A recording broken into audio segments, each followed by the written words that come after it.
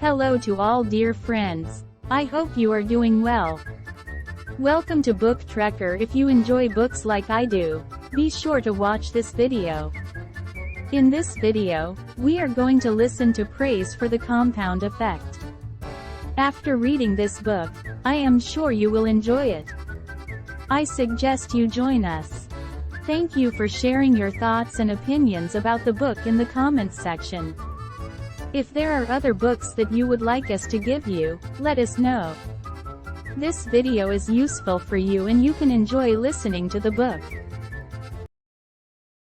The Compound Effect. Multiplying Your Success. One Simple Step at a Time. By Darren Hardy. For achieving big goals.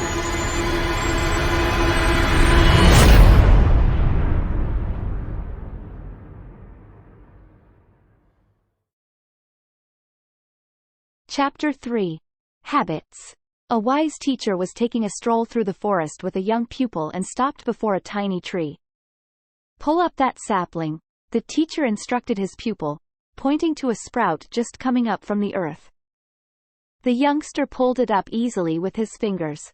"Now pull up that one," said the teacher, indicating a more established sapling that had grown to about knee-high to the boy. With little effort, the lad yanked and the tree came up, roots and all. "And now, this one," said the teacher, nodding toward a more well-developed evergreen that was as tall as the young pupil.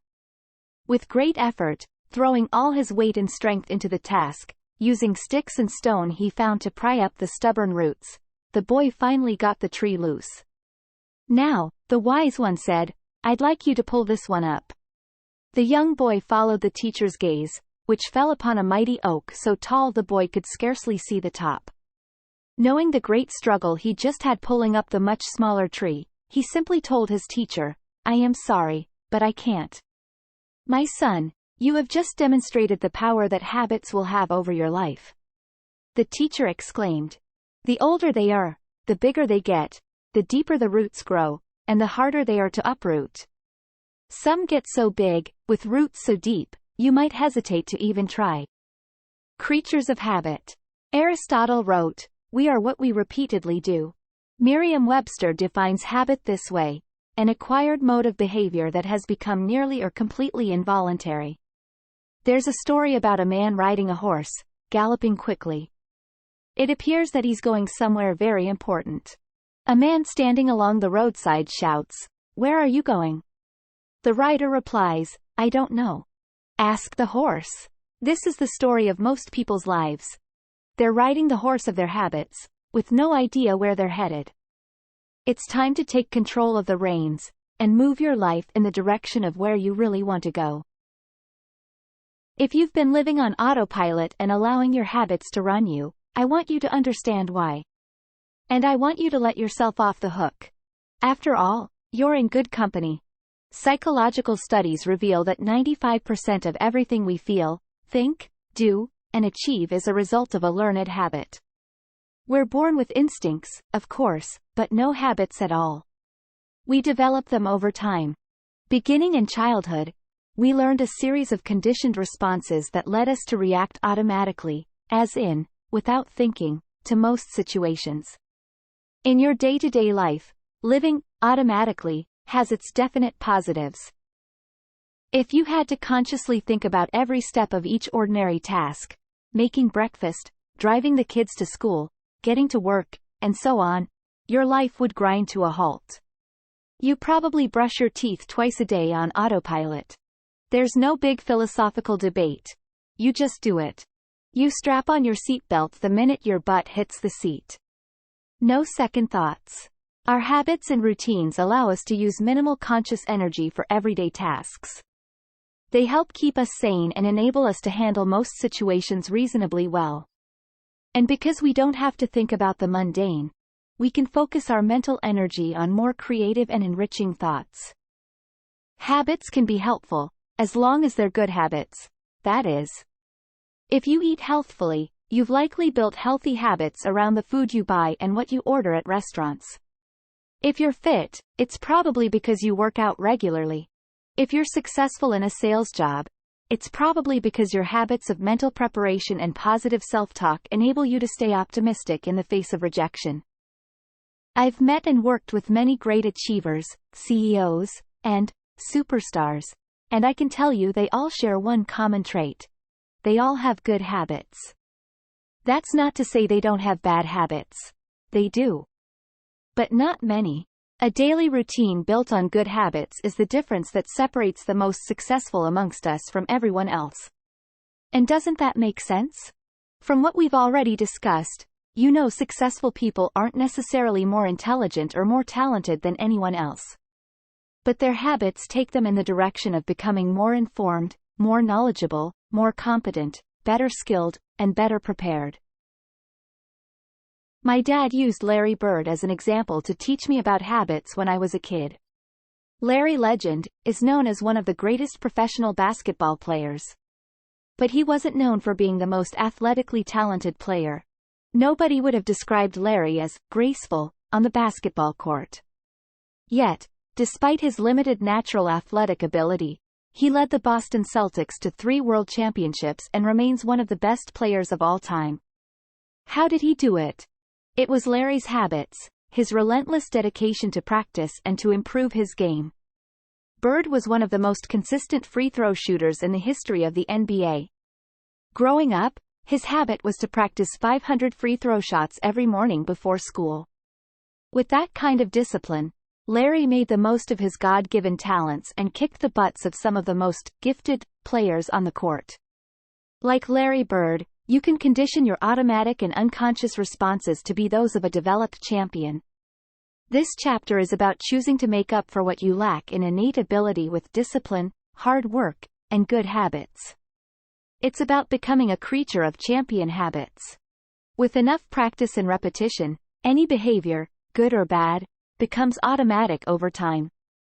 That means that even though we developed most of our habits unconsciously, by modeling our parents, responding to environmental or cultural associations, or creating coping mechanisms, we can consciously decide to change them. It stands to reason that since you learned every habit you have, you can also unlearn the ones that aren't serving you well. Ready? Here goes. Start by thinking your way out of the instant gratification trap. We understand that scarfing Pop-Tarts won't slenderize our waistlines. We realize that logging 3 hours a night watching Dancing with the Stars and NCIS leaves us with 3 fewer hours to read a good book or listen to a terrific audio. We get that merely purchasing great running shoes doesn't make us marathon ready. We're a rational species, at least that's what we tell ourselves. So why are we so irrationally enslaved by so many bad habits? It's because our need for immediate gratification can turn us into the most reactive, non-thinking animals around. If you took a bite of a Big Mac and immediately fell to the ground clutching your chest from a heart attack, you might not go back for that second bite. If your next puff of a cigarette instantly mutated your face into that of a weathered 85-year-old, chances are you'd pass on that, too. If you failed to make that 10th call today and were immediately fired and bankrupted, suddenly picking up the phone would be a no-brainer. And if that first forkful of cake instantly put 50 pounds on your frame, saying, "No thank you," to dessert would be the true piece of cake. The problem is that the payoff or instant gratification derived from bad habits often far outweighs what's going on in your rational mind concerning long-term consequences. Indulging in our bad habits doesn't seem to have any negative effects at all in the moment. You don't have that heart attack, your face doesn't shrivel up, you're not standing in the unemployment line, and your thighs aren't thunderous. But that doesn't mean you haven't activated the compound effect. It's time to wake up and realize that the habits you indulge in could be compounding your life into repeated disaster. The slightest adjustments to your daily routines can dramatically alter the outcomes in your life. Again, I'm not talking about quantum leaps of change or a complete overhaul of your personality, character, and life. Super small, seemingly inconsequential adjustments can and will revolutionize everything. The best illustration I can give you to emphasize the power of small adjustments is that of a plane traveling from Los Angeles to New York City. If the nose of the plane is pointed only 1% off course, almost an invisible adjustment when the plane's sitting on the tarmac in Los Angeles, it will ultimately end up about 150 miles off course, arriving either upstate in Albany or in Dover, Delaware. Such is the case for your habits. A single poor habit, which doesn't look like much in the moment, can ultimately lead you miles off course from the direction of your goals and the life you desire. See Figure 6. Most people drift through life without devoting much conscious energy to figuring out specifically what they want and what they need to do to take themselves there. I want to show you how to ignite your passion and help you aim your unstoppable creative power in the direction of your heart's dreams and desires. Uprooting bad habits that have grown into mighty oaks is going to be arduous and difficult. To see the process through will require something greater than even the most relentless determination. Willpower alone won't cut it. Finding your mojo, your why power. Assuming willpower is what you need to change your habits is akin to trying to keep a hungry grizzly bear out of your picnic basket by covering it with a napkin. To fight the bear of your bad habits, you need something stronger. When you're having trouble doing the hard work of achieving your goals, it's common to believe you simply lack willpower. I disagree. It's not enough to choose to be successful. What's going to keep you consistent with the new positive choices you need to make? What's going to stop you from falling back into your mindless bad habits? What's going to be different this time versus the times you've tried and failed before? As soon as you get the slightest bit uncomfortable, you're going to be tempted to slide back into your old, comfortable routine. You've tried willpower before and it's failed you. You've set resolutions and you've let them go. You thought you were going to lose all that weight last time. You thought you'd make all those sales calls last year. Let's stop the insanity and do something different so you can get different and better results. Forget about willpower. It's time for why power. Your choices are only meaningful when you connect them to your desires and dreams. The wisest and most motivating choices are the ones aligned with that which you identify as your purpose, your core self, and your highest values. You've got to want something, and know why you want it, or you'll end up giving up too easily. So, what is your why? You've got to have a reason if you want to make significant improvements to your life. And to make you want to make the necessary changes, your why must be something that is fantastically motivating to you. You've got to want to get up and go for years. So, what is it that moves you the most? Identifying your why is critical.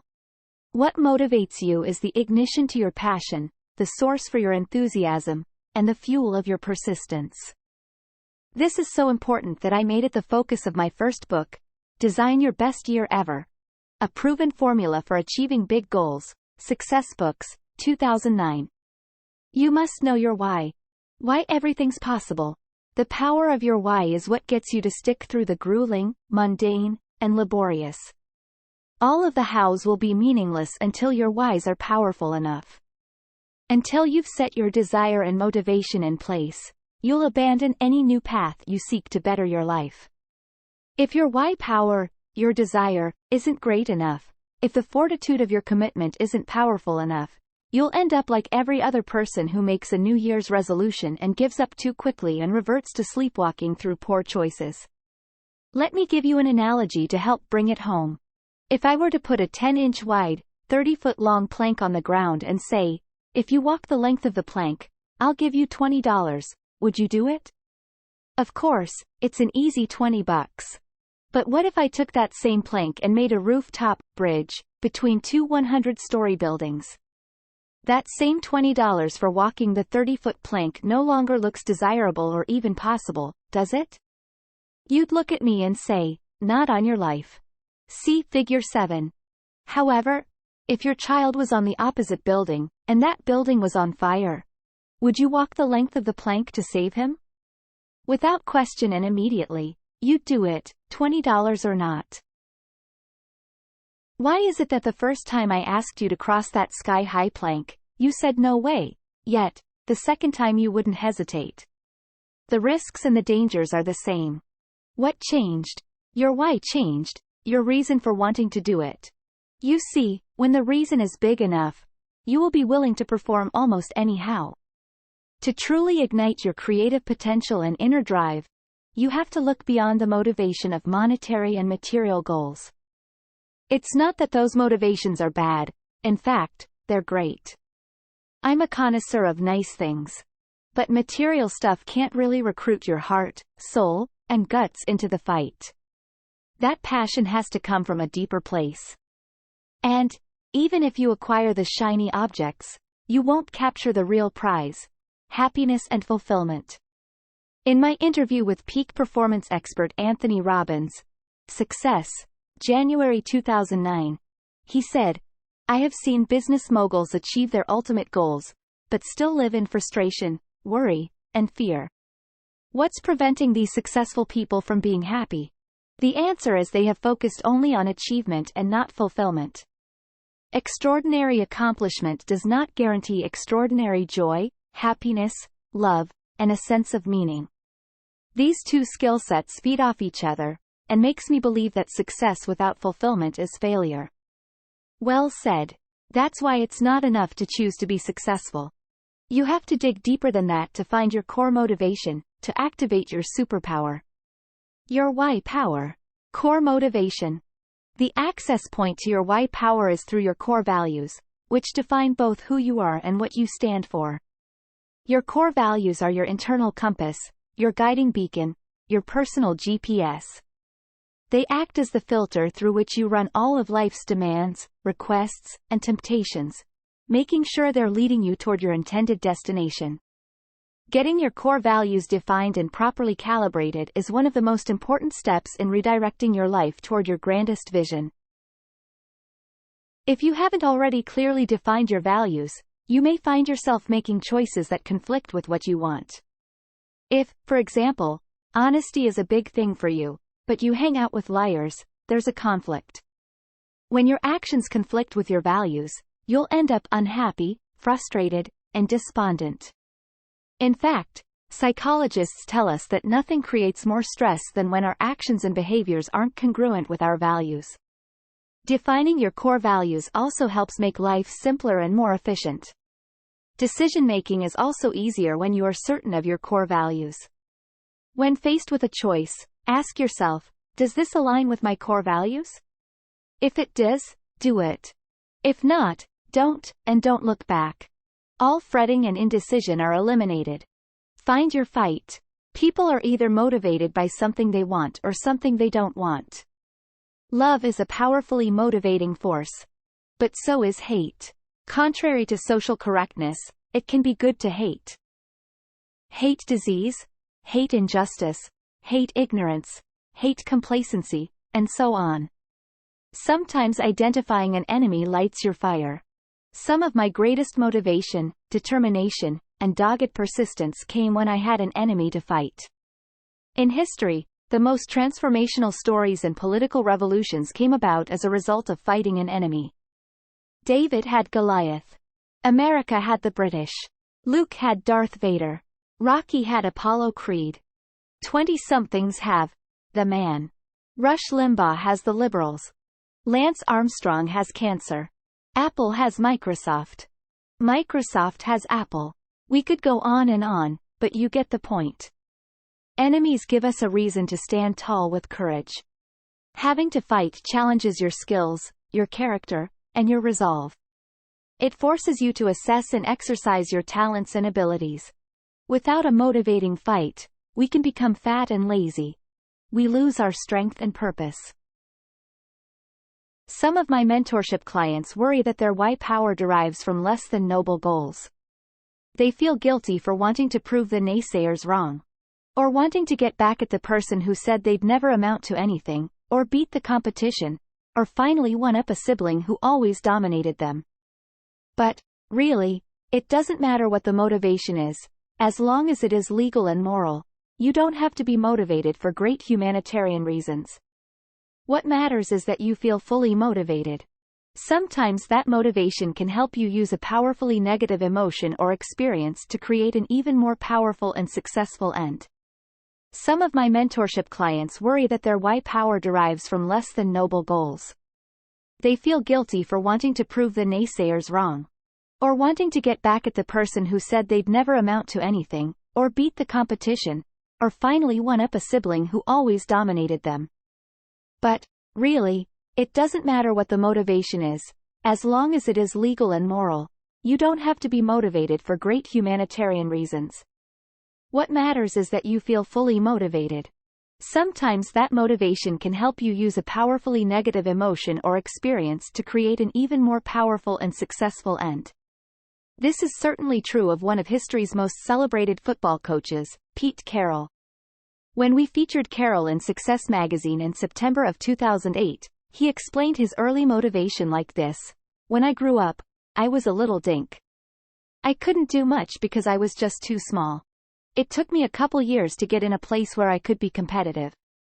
All that time, I was living with the fact that I was much better and I needed to fight to prove it. I was frustrated because I knew I could be special." Carroll's need to fight ultimately brought out his greatness. Our March 2010 issue of Success magazine featured an interview with acclaimed actor Anthony Hopkins. I was surprised to learn that his extraordinary talent and determination blossomed from anger. Hopkins admitted to being a horrible student, burdened with dyslexia and attention deficit hyperactivity disorder before such diagnoses existed. He was shackled with the label, problem child. "I was a source of worry for my parents," Hopkins revealed. "I had no apparent future because schooling and education were important, but I didn't seem to have the ability to grasp what was being taught to me. My cousins were all brilliant. I felt resentful and rejected by a whole society and was very depressed." Hopkins harnessed his anger. At first it propelled him to fight to achieve success outside of academics or athletics. He discovered he had a glimmer of talent in acting. So, he used his anger toward the belittling labels he'd been given to fuel his commitment to the craft of acting. Today, Hopkins is considered one of the greatest actors alive. As a result of the fame and fortune he's acquired, Hopkins has been able to help countless people in the fight to recover from substance abuse, in addition to supporting important environmental work. Though, initially, it wasn't grounded in a noble cause, his fight was clearly worthwhile. We can all make powerful choices. We can all take back control by not blaming chance, fate, or anyone else for our outcomes. It's within our ability to cause everything to change. Rather than letting past hurtful experiences sap our energy and sabotage our success, we can use them to fuel positive, constructive change. Goals. As I mentioned before, the compound effect is always working, and it will always take you somewhere. The question is, where? You can harness this relentless force and have it carry you to new heights. But you must know where you want to go. What goals, dreams, and destinations do you desire? When I attended the funeral of Paul J. Meyer, another mentor of mine, I was reminded of the richness and diversity of his life.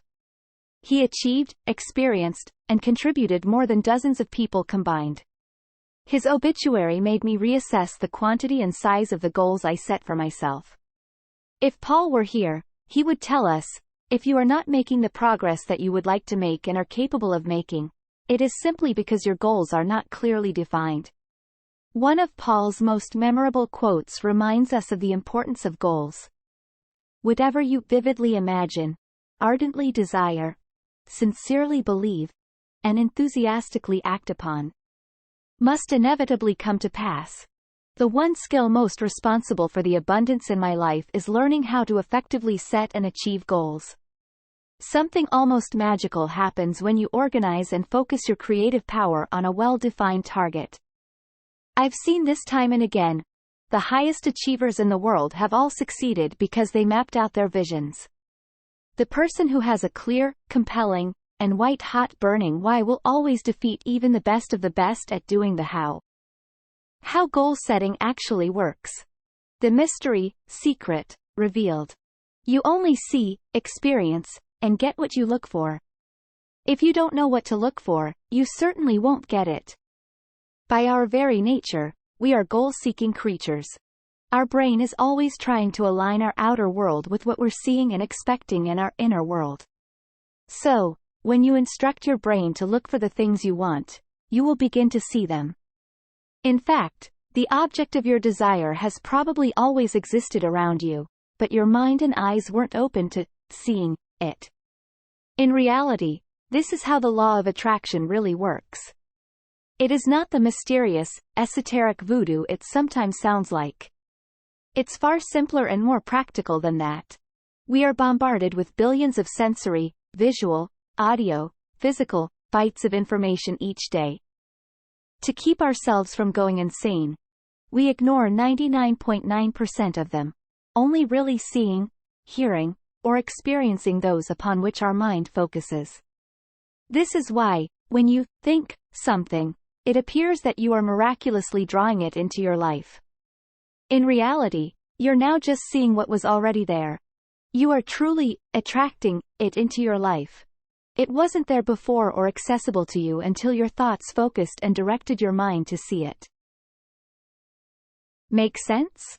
This isn't mysterious at all. It's, in fact, quite logical.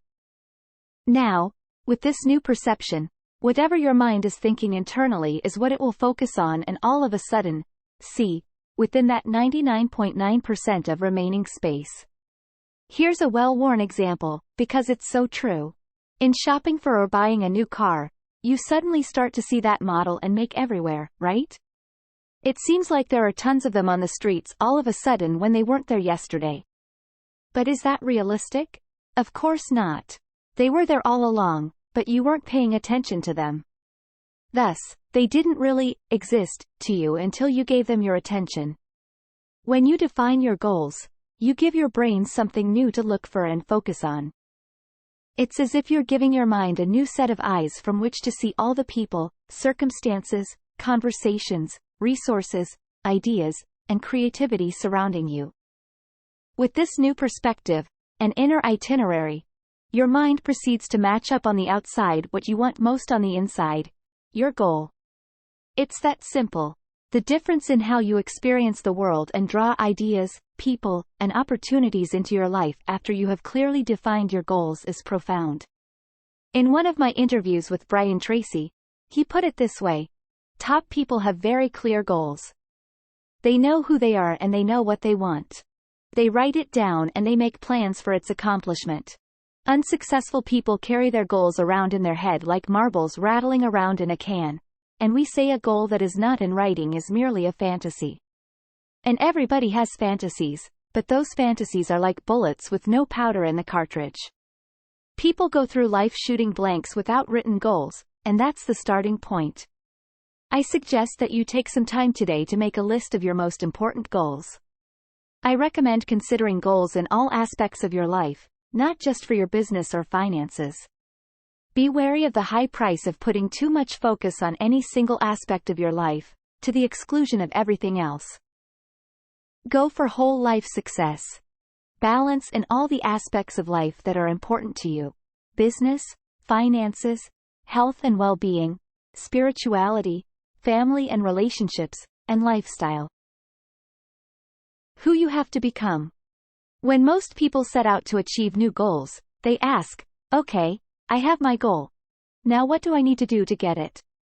It's not a bad question, but it's not the first question that needs to be addressed either. The question we should be asking ourselves is, who do I need to become?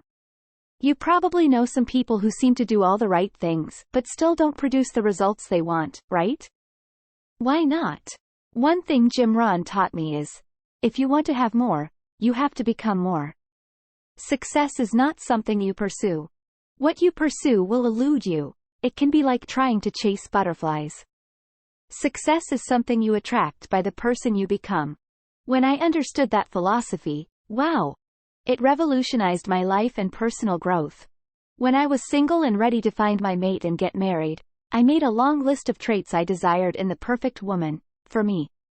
I filled more than 40 pages of a journal, front and back, describing her in great detail, her personality, character, key attributes, attitudes, and philosophies about life, even what kind of family she'd come from, including her culture and physical makeup, down to the texture of her hair. I wrote in depth what our life would be like and what we'd do together. If I had then asked, what do I have to do to find and get this girl? I might still be on that butterfly chase. Instead, I looked back at the list and considered whether or not I embodied those same attributes myself. Did I have the very qualities I was expecting in her? I asked myself, what kind of a man would a woman like this be looking for? Who do I need to become to be attractive to a woman of this substance? I filled 40 more pages describing all the attributes, qualities, behaviors, attitudes, and characteristics I needed to become myself. Then I went to work on becoming and achieving those qualities. Guess what? It worked.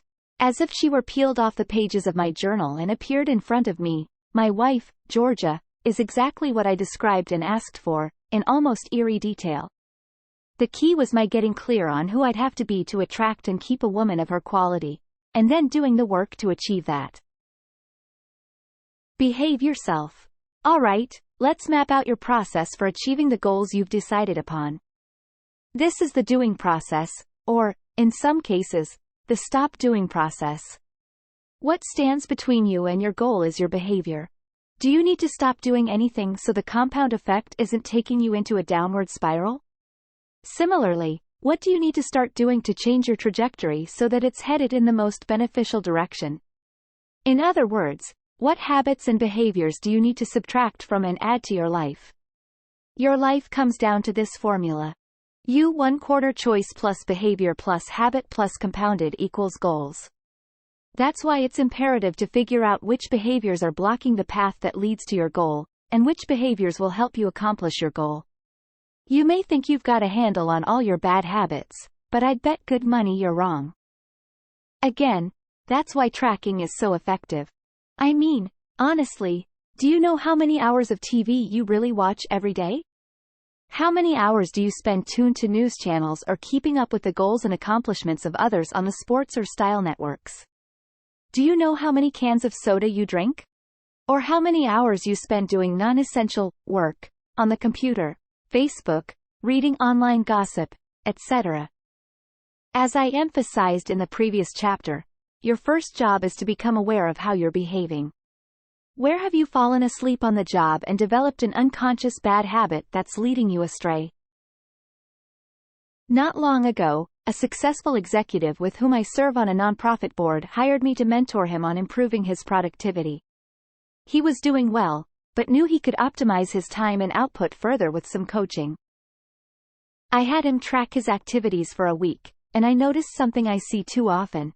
He spent an incredible amount of time reviewing the news. 45 minutes in the morning reading the newspaper, another 30 minutes listening to news on his morning commute, and an equal amount of time tuning in again on his drive back home. During his workday, he'd check Yahoo News several times, spending at least 20 minutes in total. When he got home, he'd catch the last 15 minutes of the local news while greeting his family. Then he'd catch up on 30 minutes of sports news and 30 minutes of the 10 o'clock news before going to bed. In total, he was spending 3.5 hours with the news each day. This man wasn't an economist or a commodities trader, or in any profession that lived or died by the latest news. The time he spent with the paper and news programs on radio and TV greatly exceeded what he needed to be a knowledgeable voter and contributing member of society, or even to enhance his own personal interests. In fact, he was getting very little valuable information through his programming choices, or, rather, his lack of choices. So why did he spend nearly 4 hours a day consuming it? It was a habit. I suggested he keep his TV and radio off, cancel his newspaper subscription, and set up an RSS feeder so he could select and receive only the news he deemed important for his business and personal interests. Doing so immediately cleared out 95% of the mind-cluttering and time-sucking noise. He could now review all that mattered to him in less than 20 minutes a day. This left the 45 minutes in the morning, his commute time, and that hour in the evening for productive activities. Exercise, listening to instructional and inspirational material, reading, planning, preparing, and spending quality time with his family. He tells me he's never felt less stressed. Constant negative news has a tendency to make you anxious, and more inspired and focused than he does now. One small, simple change in habit, one giant leap forward in balance and productivity. Okay, now it's your turn. Get out your little notebook and write out your top 3 goals. Now make a list of the bad habits that might be sabotaging your progress in each area. Write down every one. Habits and behaviors never lie. If there's a discrepancy between what you say and what you do, I'm going to believe what you do. Every time. If you tell me you want to be healthy, but you've got Doritos dust on your fingers, I'm believing the Doritos. If you say, self-improvement is a priority, but you spend more time with your Xbox than at the library, I'm believing the Xbox. If you say you're a dedicated professional, but you show up late and unprepared, your behavior rats you out every time. You say your family is your top priority, but if they don't appear on your busy calendar, they aren't, really. Look at the list of bad habits you just made. That's the truth about who you are. Now you get to decide whether that's okay, or if you want to change. Next, add to that list all the habits you need to adopt that, practiced and compounded over time, will result in you gloriously achieving your goals. Making this list isn't about wasting energy by getting judgmental and regretful. It's about taking a clear-headed look at what you want to improve. I'm not going to leave you there, however. Let's uproot those sabotaging bad habits and plant new, positive, and healthy ones in their place. Game Changers, 5 strategies for eliminating bad habits. Your habits are learned, therefore, they can be unlearned. If you want to sail your life in a new direction, you have to first pick up the anchors of bad habits that have been weighing you down. The key is to make your why power so strong that it overwhelms your urges for instant gratification. And for that, you need a new game plan. The following are my all-time favorite game changers. 1. Identify your triggers. Look at your list of bad habits. For each one you've written down, identify what triggers it. Figure out what I call the big fours, the who, the what, the where, and the when, underlying each bad behavior. For example, are you more likely to drink too much when you're with certain people? Is there a particular time of day when you just have to have something sweet? What emotions tend to provoke your worst habits? Stress, fatigue, anger, nervousness, boredom. When do you experience those emotions? Who are you with? Where are you? Or what are you doing? What situations prompt your bad habits to surface? Getting in your car, the time before performance reviews, visits with your in-laws. Conferences? Social settings? Feeling physically insecure? Deadlines? Take a closer look at your routines. What do you typically say when you wake up? When you're on a coffee or lunch break? When you've gotten home from a long day? Again, get out your notebook or use the bad habit killer worksheet here. This simple action alone increases your awareness exponentially. But, of course, this isn't the whole enchilada, because as we've discussed, increasing your awareness of a bad habit isn't enough to break it. 2. Clean house. Get to scrubbin'. And I mean this literally and figuratively. If you want to stop drinking alcohol, remove every drop of it from your house, and your vacation house, if you have one. Get rid of the glasses, any fancy utensils or doodads you use when you drink. And those decorative olives, too. If you want to stop drinking coffee, heave the coffee maker, and give that bag of gourmet grounds to a sleepy neighbor. If you're trying to curb your spending, take an evening and cancel every catalog or retail offer that flies in through your mailbox or your inbox, so you won't even need to muster the discipline to walk it from the front door to the recycle bin. If you want to eat more healthfully, clean your cupboards of all the crap, stop buying the junk food, and stop buying into the argument that it's not fair to deny the other people in your family junk food just because you don't want it in your life. Trust me, everyone in your family is better off without it. Don't bring it into the house, period. Get rid of whatever enables your bad habits. 3. Swap it. Look again at your list of bad habits. How can you alter them so that they're not as harmful? Can you replace them with healthier habits or drop-kick them altogether? As in? For good. Anyone who knows me knows that I love something sweet after a meal. If there is ice cream in the house, the something sweet turns into a triple scoop banana split with all the fixings, 1,255 calories. Instead, I replace that bad habit with 2 Hershey's Kisses, 50 calories. I'm still able to satisfy the sweet tooth without having to spend the extra hour on the treadmill just to get back to even. My sister-in-law started a habit of eating crunchy and salty junk food when she watched TV. She'd crunch through a whole bag of tortilla chips with little actual awareness. Then she realized that what she really enjoyed was the crunchy sensation in her mouth.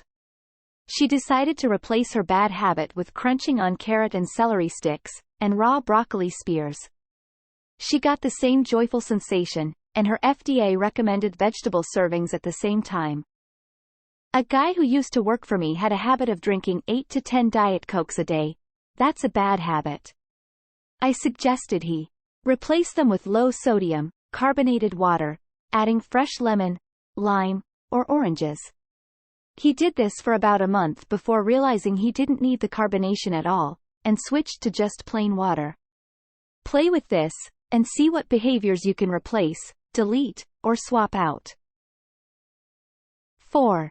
Ease in. I live near the Pacific Ocean. Whenever I get in the water, I get my ankles acclimated first, then walk in up to my knees. Then it's my waist and chest, before taking the plunge. Some people just run and dive in and get it over with. Good for them. Not me. I like to ease my way in. Probably residual trauma from my childhood, as you'll see in the next strategy.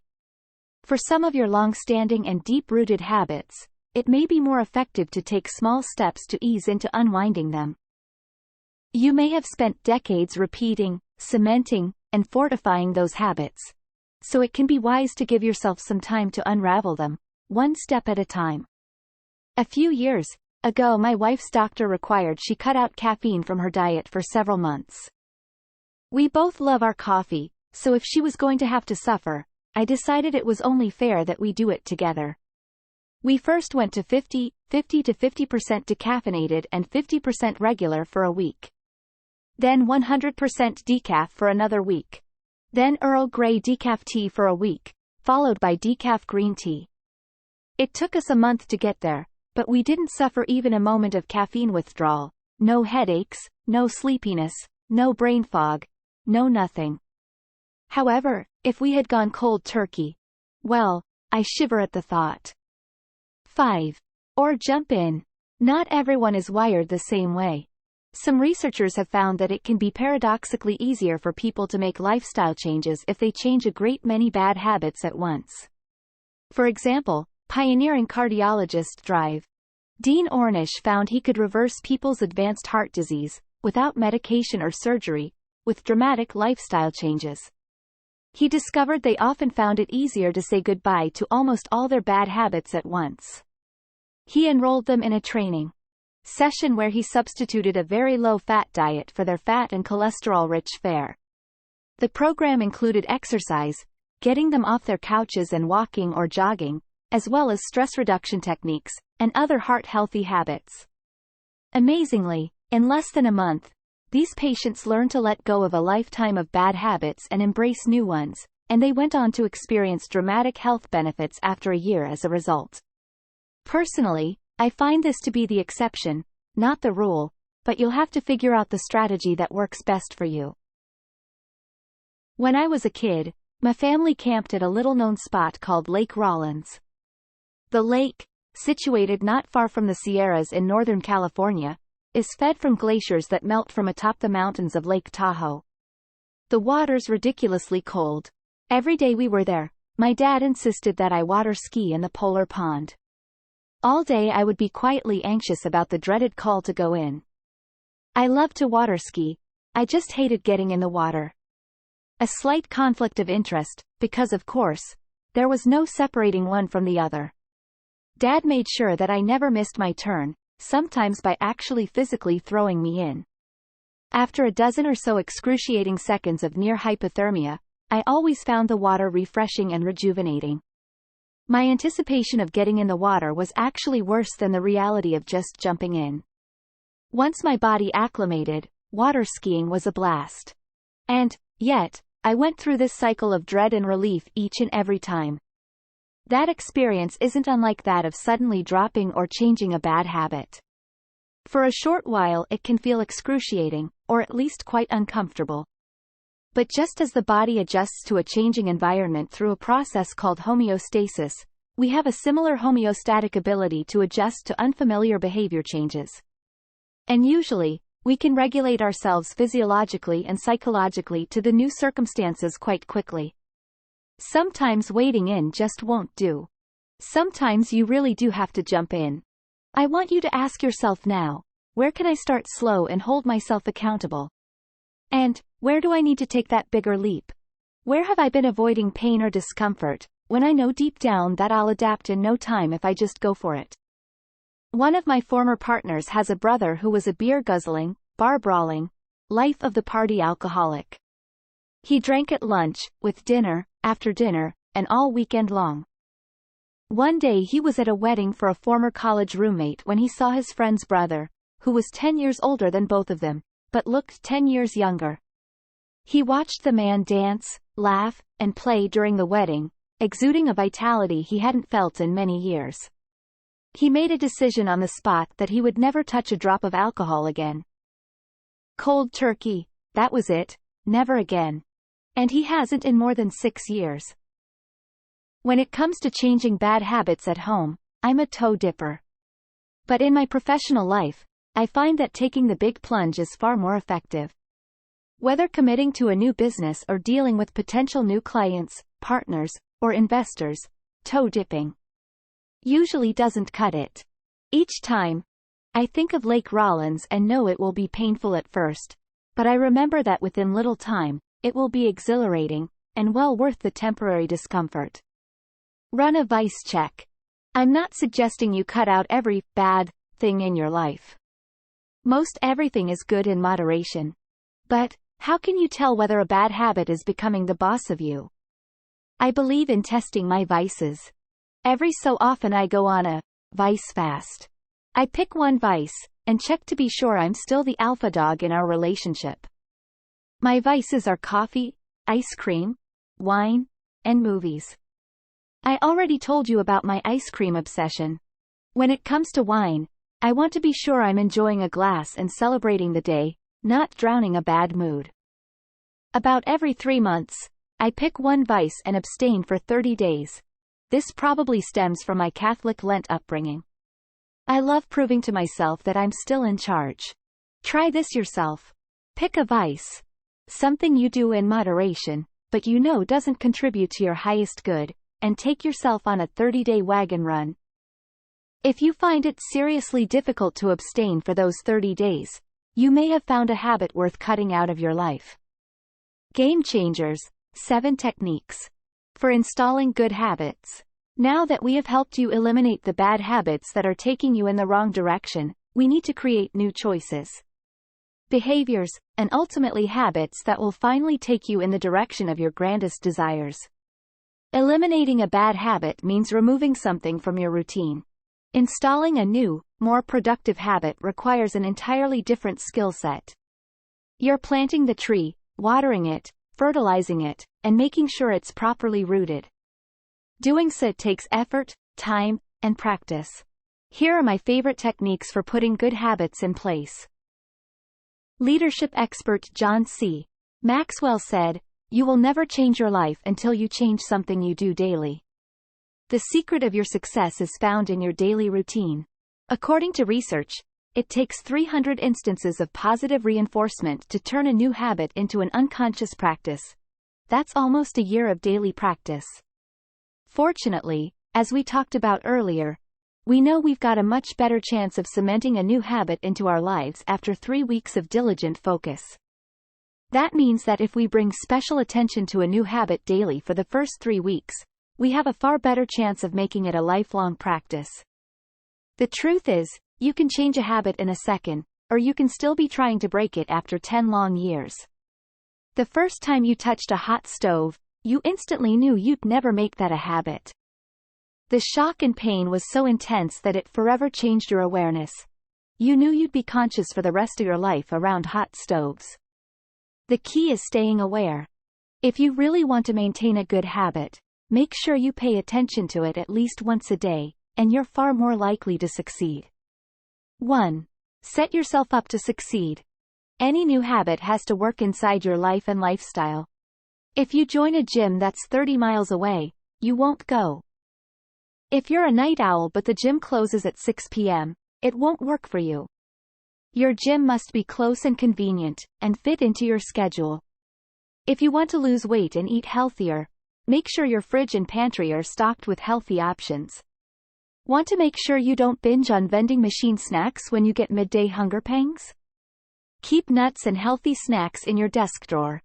The easiest thing to grab when you're hungry is empty carbs. One strategy I use is to have protein on hand. I cook up a bunch of chicken on Sunday, and package it and have it ready for the week. One of my most distracting and destructive habits is my email addiction. Seriously, this is no laughing matter. I can lose hours of focus every day with the massive amounts of email flooding my inbox if I'm not vigilant about staying organized and focused. To set up the discipline of my new habit of only checking email 3 times a day, I turned off all alarms, all automatic receive functions, and shut the program down when I'm not in one of those 3 windows of allocated time. I have to build the walls around that time vortex, lest I keep falling in all day. 2. Think addition, not subtraction. When I interviewed Montel Williams for Success, he told me about the strict diet he maintains because of the disease that afflicts him, multiple sclerosis. Montel has adopted something called the add-in principle, and I think it's a wildly effective tool for anyone with any goal. It's not so much what you attempt to take out of your diet, he explained to me. It's what you put in instead. This has become his analogy for life. Instead of thinking that he has to deprive himself, or take something out of his diet, e.g., I can't eat a hamburger, chocolate, or dairy, he thinks about what he can have instead, e.g., today I'm going to have a salad and steamed vegetables and fresh figs. He fills his focus and his belly with what he can have, so he no longer has attention or hunger for what he can't. Instead of focusing on what he has to sacrifice, Montel thinks about what he gets to add in. The result is a lot more powerful. A friend of mine wanted to break his bad habit of wasting too much time watching TV. To help out, I asked him what he'd like to do with 3 hours of free time if he had it. He said he would play with his kids more. I also asked him to pick a hobby he'd always wanted to explore. His choice was photography. A total techie, he went out and got all this high-tech editing equipment, which he happily toted along on more family outings so he could take great photos of his kids. Then he'd spend hours in the evening editing and putting together slideshows and photo albums for the whole family to enjoy. They ended up spending time together, laughing and remembering how much fun they'd had. Because he was so focused on his kids and photography, he no longer had the time nor the desire to sit around and watch TV at night. He realized he'd been zoning out on it because it was an easy mental escape from his workday. By replacing TV viewing with his new habit of playing games with his kids and working on his photography hobby, he discovered passions with far more power and far bigger payoffs. What can you choose to add in so you can enrich your life experience? 3. Go for a PDA, public display of accountability. Picture any public official taking the oath of office. I do solemnly swear. And then comes the speech on how she'll turn her campaign promises into boots-on-the-ground realities. Once she puts it out there on the public record, she knows that she'll be held responsible for any action that rolls back on her promises and praised for any progress toward her goals. Want to cement that new habit? Get Big Brother to watch you. It's never been easier with all the social media available. I heard about one woman who decided to get control of her finances by blogging about every penny she spends every day. She's got her family, friends, and plenty of colleagues following her spending habits, and as a result of the many eyes of scrutiny, she's become far more responsible and disciplined in her finances. I once helped a coworker quit smoking by telling everyone at the company, "Listen up. Zelda's decided to stop smoking. Isn't that great? She just smoked her last cigarette." I then placed a huge wall calendar on the outside of her cubicle. Every day she didn't smoke, Zelda got to draw a big fat red X on the calendar. Coworkers took notice and started to cheer her on, and the parade of big red X's started to fill up the chart, which took on a life of its own. Zelda didn't want to quit on that chart, quit on her coworkers, or quit on herself. But she did quit smoking. Tell your family. Tell your friends. Tell Facebook and Twitter. Get the word out that there's a new sheriff in town, and you're in charge. 4. Find a success buddy. There are few things as powerful as two people locked arm in arm marching toward the same goal. To up your chances of success, get a success buddy. Someone who'll keep you accountable as you cement your new habit while you return the favor. I, for example, have what I call a peak performance partner. Every Friday at 11 a.m. sharp, we have a 30-minute call during which we trade our wins, losses, fixes, ahas, and solicit the needed feedback and hold each other accountable. You might seek out a success buddy for regular walks, runs, or dates at the gym, or to meet to discuss and trade personal development books. 5. Competition and camaraderie. There's nothing like a friendly contest to whet your competitive spirit and immerse yourself in a new habit with a bang. Dr. Mehmet Oz once told me in an interview, if people would just walk 1,000 more steps per day, they would change their lives. Video Plus, the parent company for Success, held a step competition using shoe pedometers to count steps. Employees organized into teams and competed to see which team could accumulate the most steps. It was amazing to me that people who didn't previously exercise for their own health or benefit suddenly started walking 4, 5, or 6 miles a day. At lunch, they walked in the parking lot. If they knew they had a conference call, suddenly they were out doing it on their cell phones while they walked. Because of the competition, they found ways to increase their activity. Everyone's steps were tracked, and the whole office could see who was slacking off and who was stepping up.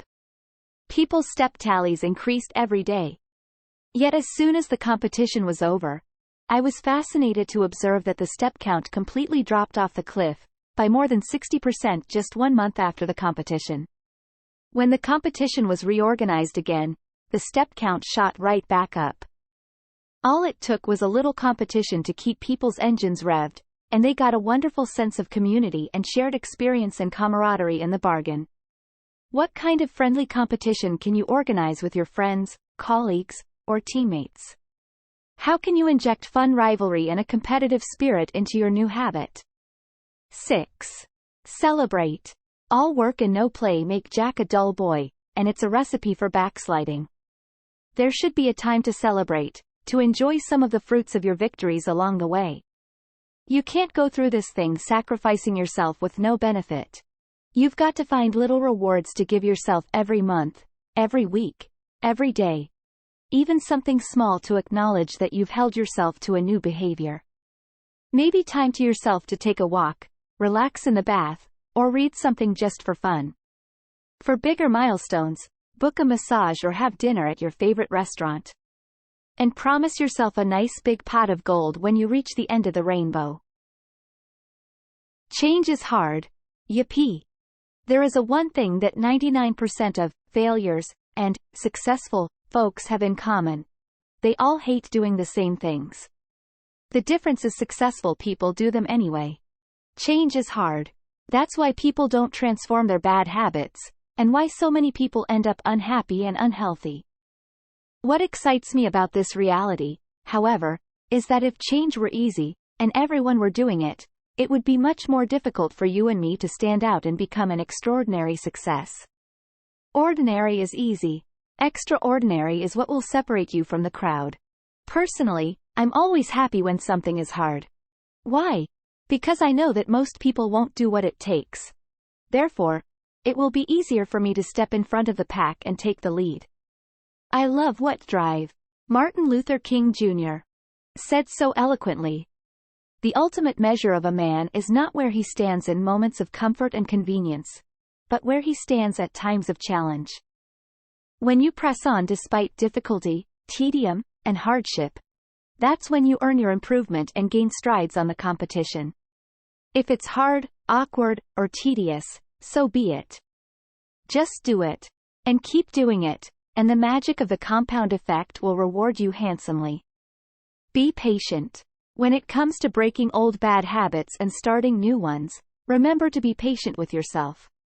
If you've spent 20, 30, or 40 years or more repeating the behaviors you're now trying to change, you've got to expect it's going to take time and effort before you see lasting results. Science shows that patterns of thoughts and actions repeated many times create what's called a neurosignature or a brain groove, or a series of interconnected neurons that carry the thought patterns of a particular habit. Attention feeds the habit. When we give our attention to a habit, we activate the brain groove, releasing the thoughts, desires, and actions related to that habit. Luckily, our brains are malleable. If we stop giving attention to the bad habits, those grooves weaken. When we form new habits, we drive new grooves deeper with each repetition, eventually overpowering the previous ones. Creating new habits, and burning new grooves into your brain, will take time. Be patient with yourself. If you fall off the wagon, brush yourself off, not beat yourself up, and get back on. No problem. We all stumble. Just go again and try another strategy. Reinforce your commitment and consistency. When you press on, you will receive huge payoffs. Speaking of payoffs, the next chapter is where we really start breaking away from the herd, where the multiplying effect really takes shape. With all the disciplined effort you've applied from the fundamentals of the first 3 chapters, here's where you get rewarded. Big time. Put the compound effect to work for you. Summary action steps. 1. Identify your 3 best habits, those that support your most important goal. Identify your 3 bad habits that take you off course from your most important goal. Identify 3 new habits you need to develop to put you on track toward your most important goal. 2. Identify your core motivation. Discover what gets you fired up and keeps you fired up to achieve big results. 3. Find your why power. Design your concise, compelling, and awe-inspiring goals.